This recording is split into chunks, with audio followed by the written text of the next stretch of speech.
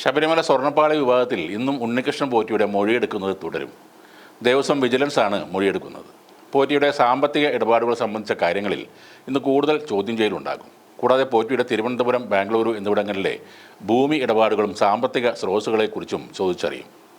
ഇന്നലെ നൽകിയ മൊഴികളിൽ പൊരുത്തക്കേട് വ്യക്തമായതോടെയാണ് ഇന്ന് വീണ്ടും പോറ്റിയെ ചോദ്യം ചെയ്യുന്നത്. ദേവസ്വം വിജിലൻസ് SP-യുടെ നേതൃത്വത്തിലാണ് ചോദ്യം ചെയ്യൽ നടക്കുന്നത്. സ്വർണ്ണപ്പാളി കാണാതായ സംഭവവുമായി ബന്ധപ്പെട്ട് താൻ പണപ്പിരിവ് നടത്തിയിട്ടില്ലെന്ന് ഉണ്ണികൃഷ്ണൻ പോറ്റി മൊഴി നൽകിയിരുന്നു. സ്വർണം പൂശാനുള്ള ചെലവ് വഹിച്ചത് താനടക്കം 3 പേർ ചേർന്നാണെന്ന് പോറ്റി അന്വേഷണ ഉദ്യോഗസ്ഥരെ അറിയിച്ചിരുന്നു. അറ്റകുറ്റപ്പണിക്കായി കൊണ്ടുപോയ സ്വർണ്ണപ്പാളി ചെന്നൈയിൽ എത്തിക്കാൻ വൈകിയത് സാങ്കേതിക തടസ്സങ്ങൾ കാരണമാണെന്നും അദ്ദേഹം ന്യായീകരിച്ചു. ഈ സംഭവത്തിൽ തനിക്കെതിരെ മൊഴി നൽകിയ സഹായി വാസുദേവൻ കള്ളം പറയുകയാണെന്നും ഉണ്ണികൃഷ്ണൻ പോറ്റി മൊഴിയിൽ പറയുന്നു. സ്വർണം പൂശാൻ തന്ന പീഠം യോജിക്കാതെ വന്നപ്പോൾ വാസുദേവന് അത് കൈമാറുകയായിരുന്നു. ഇത് പിന്നീട് സന്നിധാനത്തേക്ക് കൈമാറി എന്നാണ് വാസുദേവൻ തന്നോട് പറഞ്ഞത്. എന്നാൽ വിവാദമായ ശേഷമാണ് തനിക്ക് ഈ പീഠം കൈമാറിയത്. കൃത്യമായ നടപടിക്രമങ്ങളിലൂടെയാണ് പാളികൾ കൈപ്പറ്റിയതെന്നും പോറ്റി ദേവസ്വം വിജിലൻസിനോട് പറഞ്ഞിരുന്നു.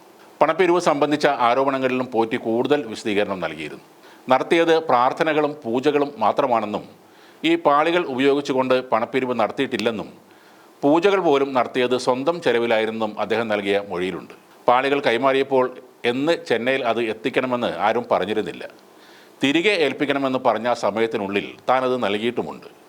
വെറും ചെമ്പ് പാളികൾക്ക് കൊടുക്കേണ്ട പ്രാധാന്യം മാത്രമേ താൻ കൊടുത്തുള്ളൂവെന്നും പോറ്റി വിജിലൻസിനോട് പറഞ്ഞു. സ്വർണ്ണപ്പാളി കൈമാറിയതും സ്ഥാപിച്ചതും സംബന്ധിച്ച രേഖകളും ദേവസ്വം വിജിലൻസിനെ പോറ്റി കൈമാറിക്കഴിഞ്ഞു. പോറ്റിയുടെ സഹായികളായ വാസുദേവൻ, അനന്ത സുബ്രഹ്മണ്യം, രമേശ് എന്നിവരെയും ചോദ്യം ചെയ്യാൻ ഒരുങ്ങുകയാണ് ദേവസ്വം.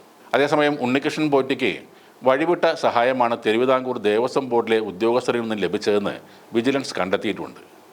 അന്വേഷണം തിരുവിതാംകൂർ ദേവസ്വം ഉദ്യോഗസ്ഥരിലേക്കും വ്യാപിപ്പിക്കുകയാണ് ദേവസ്വം വിജിലൻസ്.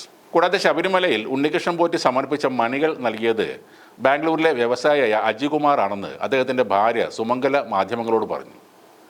ഉണ്ണികൃഷ്ണൻ പോറ്റി സ്പോൺസർഷിപ്പിനായി സമീപിക്കുകയായിരുന്നുവെന്നും അദ്ദേഹം ആവശ്യപ്പെട്ട പ്രകാരമാണ് ഈ മണികൾ സംഭാവന നൽകിയതെന്നും അതിൽ പേര് വെക്കണമെന്ന് അജികുമാർ ആവശ്യപ്പെട്ടിരുന്നില്ല എന്നുമാണ് അവർ പറയുന്നത്. 2017 ഈ മണികൾ നൽകിയതെന്നും സുമംഗല പറഞ്ഞു. ഇപ്പോൾ ശബരിമലയിൽ ഉള്ള ഈ 2 മണികൾ അജികുമാർ നൽകിയതാണെന്നും അവർ പറയുന്നു.